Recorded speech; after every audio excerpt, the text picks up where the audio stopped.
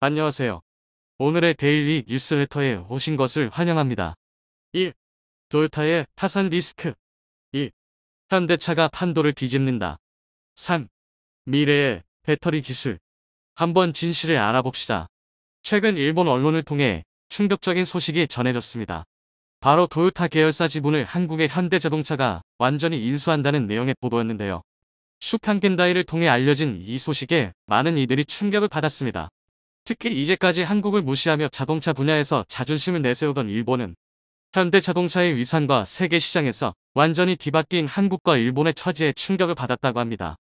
서서히 무너지고 있는 토요타의 현 상황에 많은 일본인들이 공포에 빠졌다고 하는데요. 그와 반대로 서서히 세계 시장을 장악하고 있는 대한민국 현대자동차의 위상에 대해 지금부터 자세하게 설명해 드리겠습니다. 주문을 했는데 왜 받질 못하는 거야? 고객의 항해 판매 직원은 연신 고개를 숙여야 했습니다.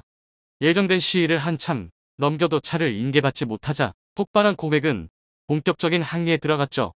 비단 이 손님만이 아니라 많은 고객들이 판매사무소까지 와서 차량 인계를 요청했으나 차량을 전달하는데 상당한 시일이 소요되는 상황. 판매를 했어도 실물을 받지 못한 것에 고객들은 불만이 하늘을 찔렀죠. 엎친 데 덮친 격으로 인계일이 밀린 이 차량은 결국 생산 중단 결정이 내려지며 사망 선고를 받게 되었죠.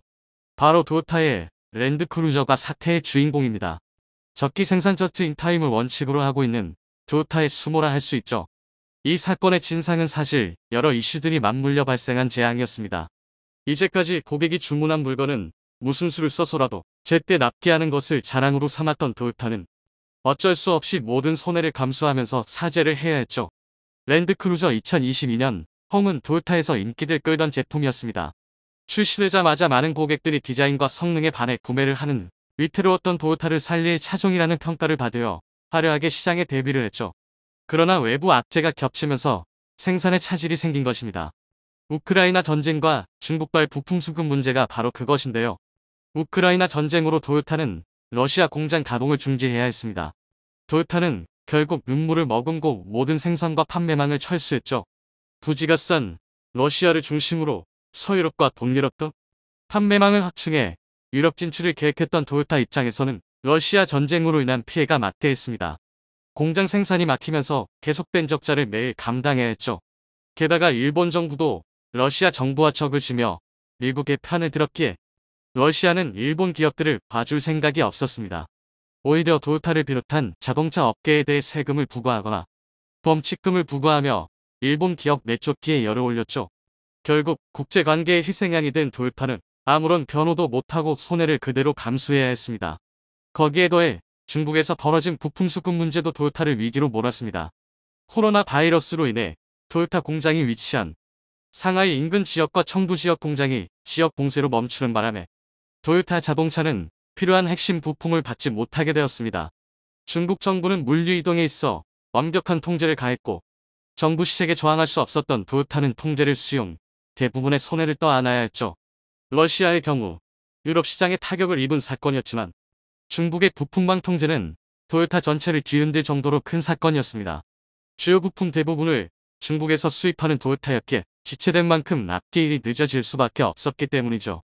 2021년 통계에 따르면 일본 전체 자동차 부품 수입액은 총 8,194억 엔에 해당하는데요. 이 중 중국에서 부품을 수입하는 수입액만 3,227억 엔입니다. 전체의 39.4%에 해당하는 부품을 중국에서만 수입하죠. 심지어 코로나로 인한 공장 폐쇄만 있었던 것이 아니라 스촨성에서 벌어진 가뭄 역시 토요타를 옥죄었습니다. 폭염과 가뭄에 상당히 취약한 스촨성 토요타 공장은 기후변화에 있어 취약점을 그대로 드러냈는데요.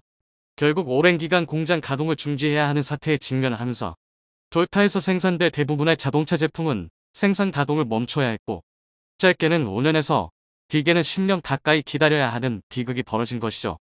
게다가 토요타를 위태롭게 만든 일은 이것만이 아니었습니다.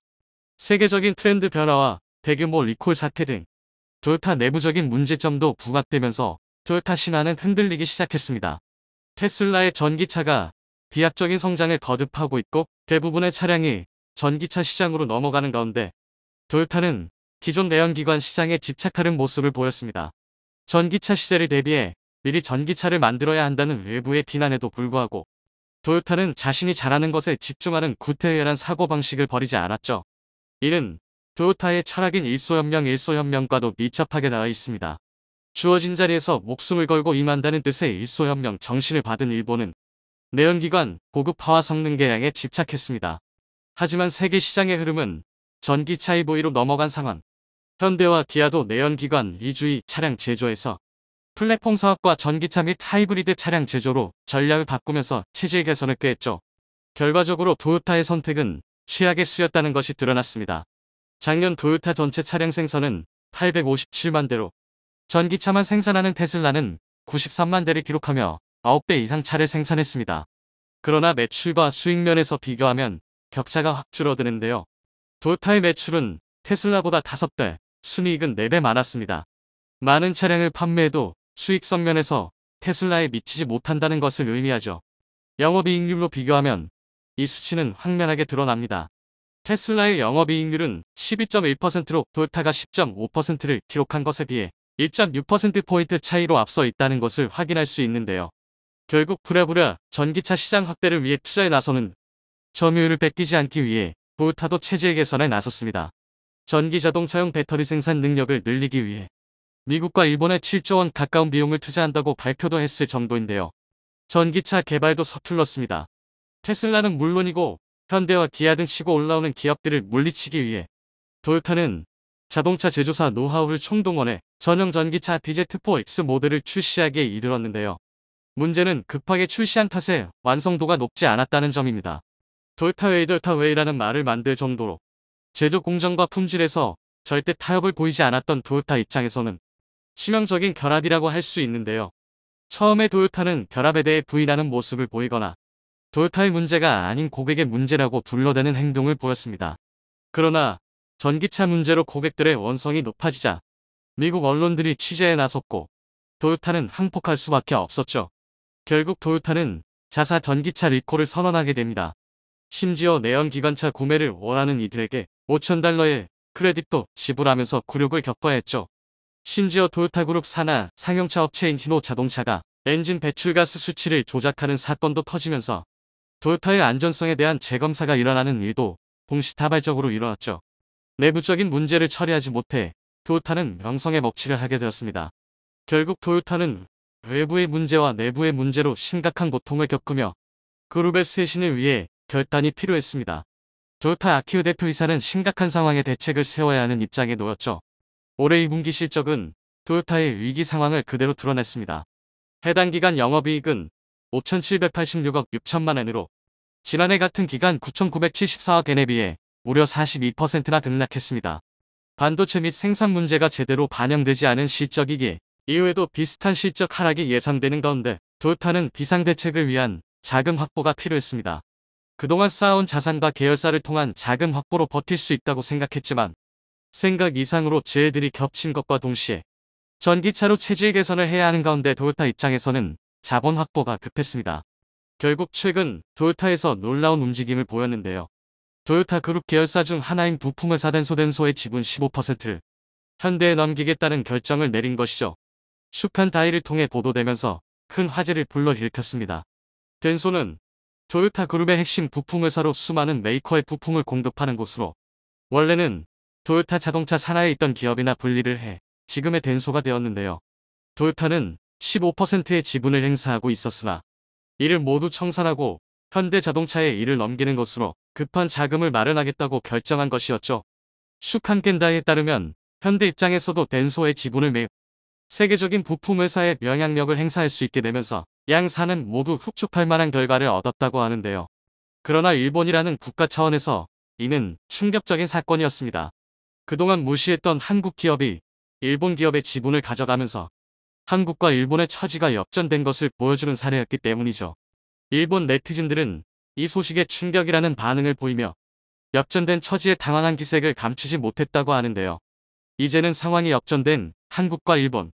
전문은 일본 자동차 회사와 다르게 상승하고 있는 한국은 전기차 시장에서 가파른 상승세를 보이며 현재 1등인 테슬라를 위협하는 수준이 되었는데요. 과거 반도체 시장에서 한국이 일본은 완전히 집어삼켰듯이 최근 전세계 전기차 시장에서 경쟁이 무척 치열합니다. 각 나라의 네로라하는 기업들이 모두 뛰어들어 경쟁을 펼치고 있는데요. 전기차 시장에서 압도적인 우위를 점하고 있는 테슬라와 현대차를 상대로 세계 여러 기업들이 도전장을 내밀고 있습니다. 특히나 중국의 여러 기업들은 최근 적극적으로 한국 전기차 시장에 문을 두드리고 있어 그 행보에 관심이 쏠리고 있습니다. 중국 기업들이 국내에서 판매할 전기차에는 중국산 배터리가 탑재될 예정인데요. 그간 중국 정부가 차별적인 보조금 정책으로 한국 기업을 견제해 왔으며 자국 시장에서 전기차 판매 시 자국 배터리를 탑재할 것을 종용해왔기에 이번 한국 시장 진출에 대한 시선이 고울 수가 없습니다. 또한 중국이 자랑하던 교체식 배터리의 충격적인 근황으로 그 논란은 더욱 커지고 있습니다. 한편 현대차는 감히 넘볼 순 없는 독보적인 기술력으로 다른 전기차 기업들과 격차를 벌려나가고 있습니다. 최근 미국 타임지가 선정한 올해 최고의 발명품으로 선정되며 큰 화제가 됐는데요. 그런가 하면 현대차의 다양한 전기차 모델들은 세계 각국에서 올해의 차로 선정되며 쏟아지는 호평을 받고 있습니다. 특히나 지속적으로 한국을 견제해왔던 중국과 일본에서조차 그 반응이 무시할 수 없을 정도로 폭발적이라 마지못해 인정하고 나섰다고 하죠. 그 자세한 내용 알아보도록 하겠습니다. 최근 전 세계 여러 기업이 전기차 경쟁에 뛰어들면서 전기차 시장의 경쟁은 무척이나 치열해집니다. 그 가운데 우리 한국의 전기차는 계속해서 좋은 성적을 내며 촉망받고 있는데요. 주요 수출국인 미국과 독일, 영국 등의 시장에서 한국산 전기차 브랜드의 시장 점유율이 지속해서 상승하고 있으며 올 상반기 미국 시장에서는 테슬라에 이어 점유율 2위를 차지하기도 했습니다. 이에 일론 머스크 테슬라 최고 경영자는 자신의 트위터에 현대차가 매우 잘하고 있다는 글을 게재하며 화제가 되기도 했죠. 현대차에 대한 호평과 기대감이 담긴 많은 트위터 이용자들의 글이 이어졌는데요.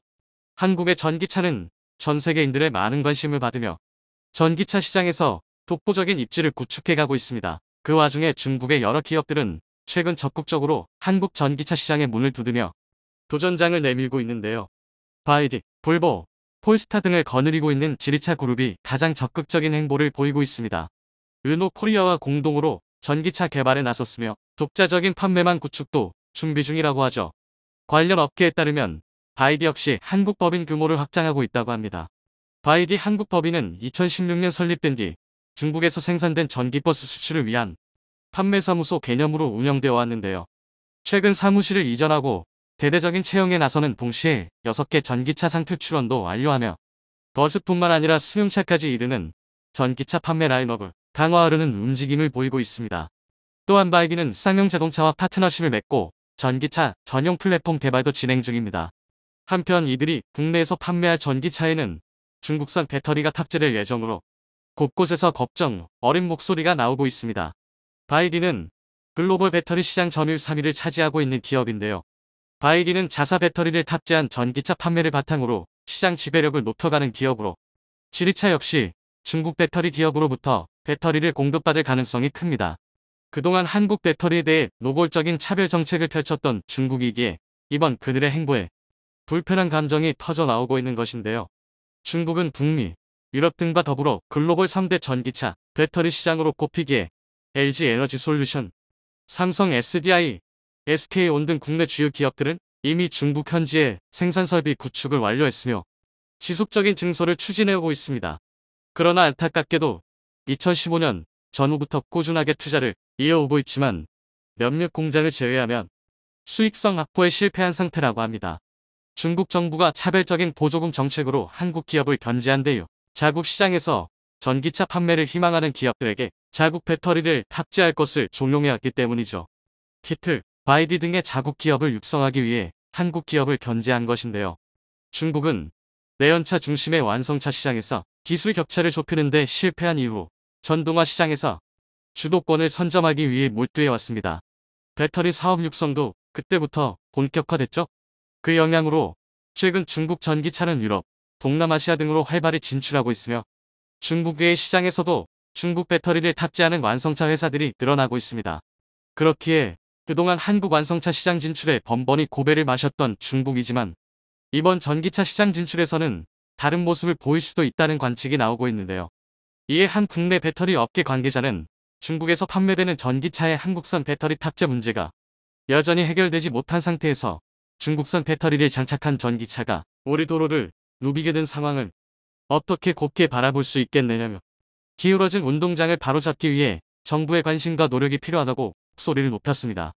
한편 중국 배터리는 세계 시장에서 크고 작은 여러 문제들을 일으키고 있습니다. 최근에는 배터리 교체형 전기차를 국가 주도 사업으로 정하여 그 개발에 몰두하고 있는데요. 이는 이미 다른 많은 국가와 기업들이 연구해왔으나 결국에는 다들 중단한 연구입니다.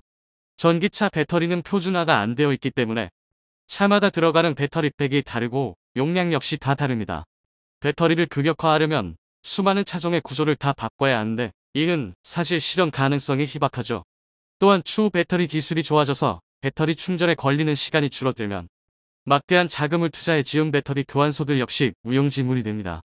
그 외 여러 단점으로 인해 세계 각국은 연구를 중단했으나 중국만은 연구를 계속해오고 있는데요. 여기에는 개발도상국의 전기차 시장을 장악하려는 중국의 의도가 달려 있습니다.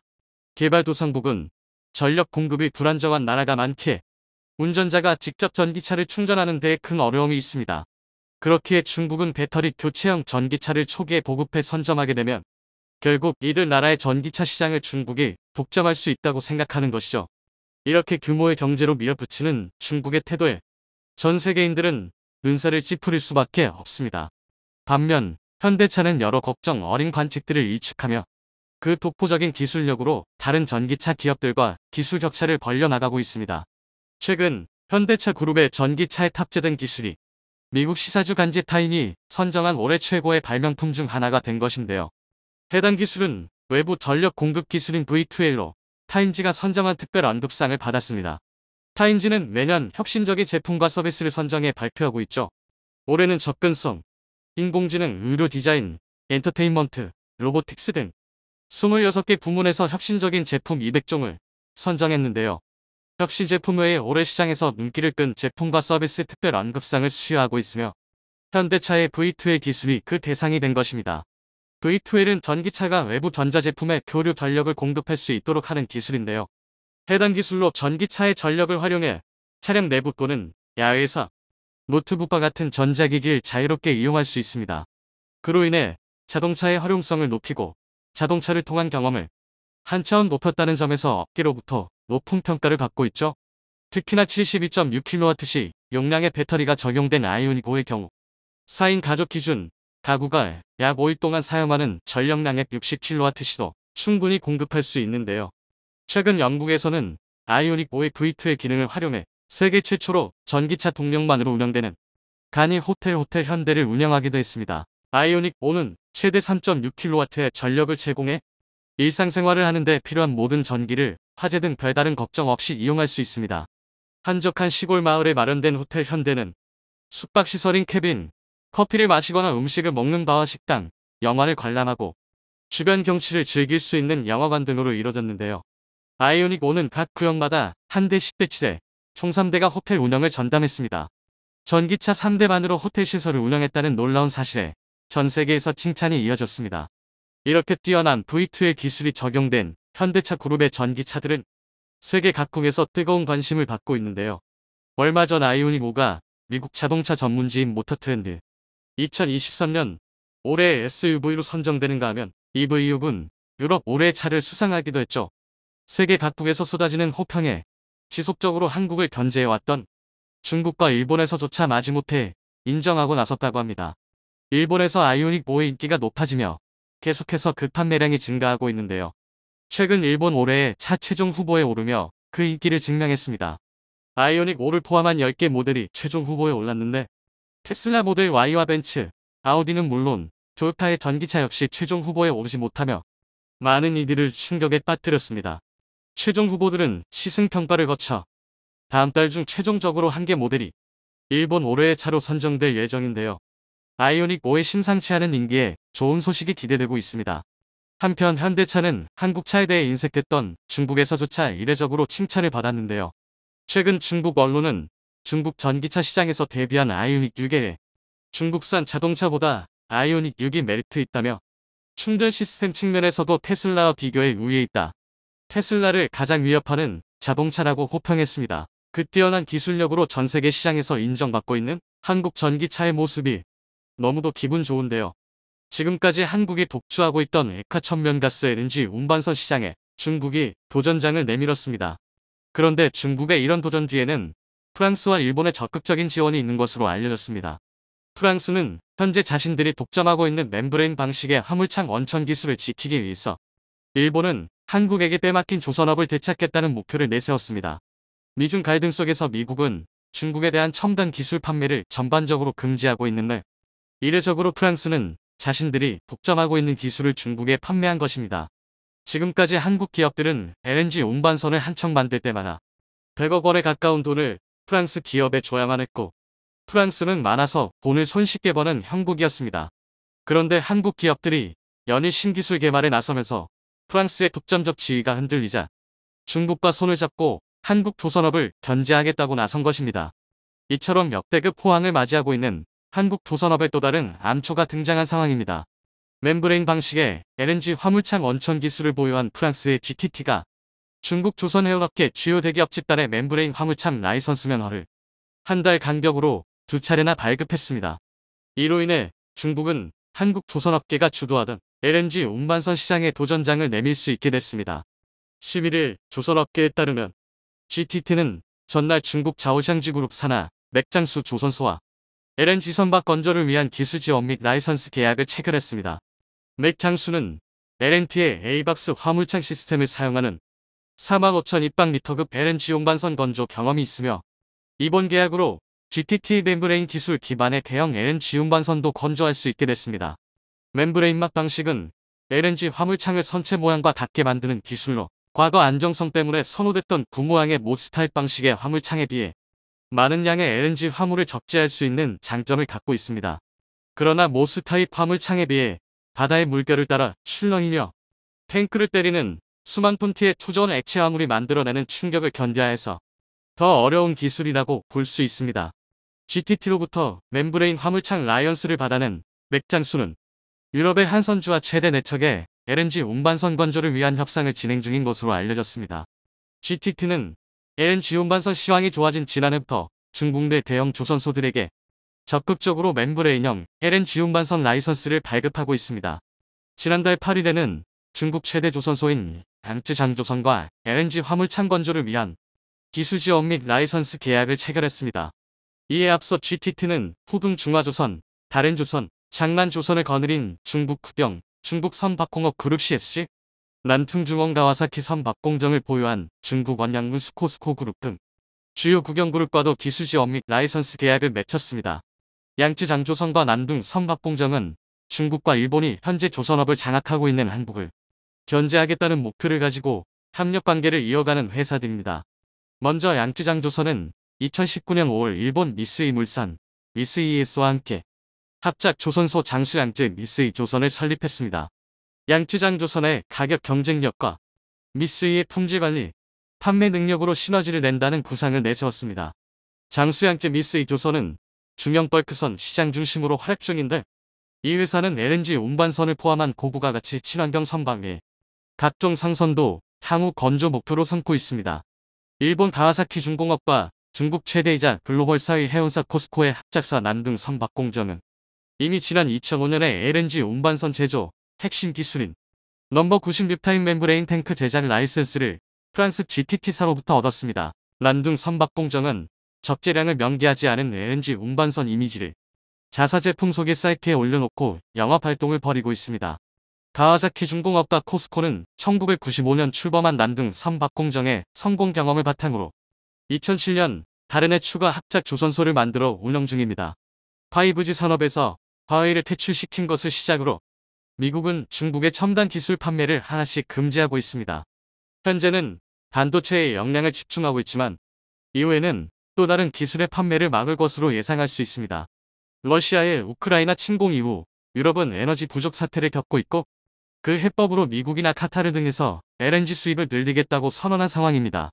LNG 선박 확보가 국가 방위의 핵심으로 떠오른 상황에서 미국이 향후 중국산 LNG 선박에 대한 견제에 들어갈 것으로 예측됩니다.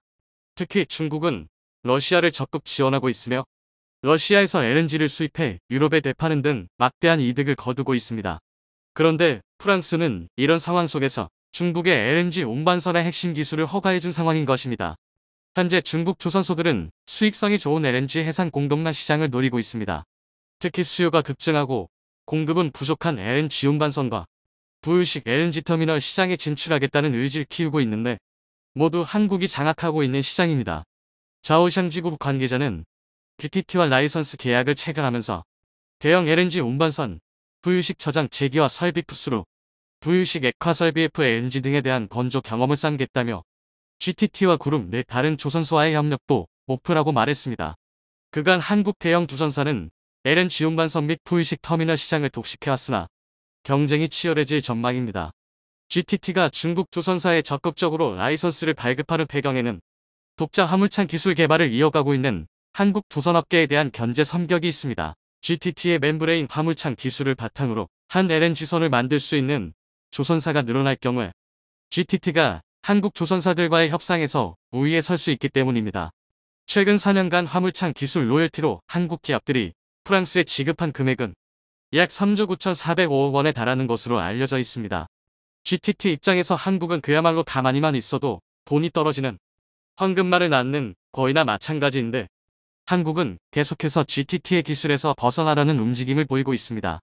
한국가스공사는 2000년대 초반까지 육상 LNG 저장 탱크 관련 기술을 속속 국산화한 뒤 이를 바탕으로 2004년부터 2014년까지 국내 조선사들과 함께 선박용 LNG 화물창 KCE 기술을 개발했습니다. 하지만 이 기술로 만들어진 선박은 화물창 내 추저온 상태의 LNG로 선체 온도가 정상 기준보다 낮아지는 콜드스팟 현상이 나타나면서 운행을 하지 못하고 있는 상황입니다. 콜드스팟은 선체 강도를 약화시켜 자칫 침몰까지 이어질 수 있는 증상이기 때문에 치명적인 결함이라고 볼 수 있습니다. 여기까지만 보면 GTT가 굳이 한국을 견제해야만 하나라는 의문이 들 수밖에 없는데 비슷한 기술은 이미 한국이 보유하고 있다는 점이 문제입니다. 삼성중공업은 최근 대형 액화수소 운반선 개발을 위한 독자 액화수소 화물창 기술을 개발했습니다.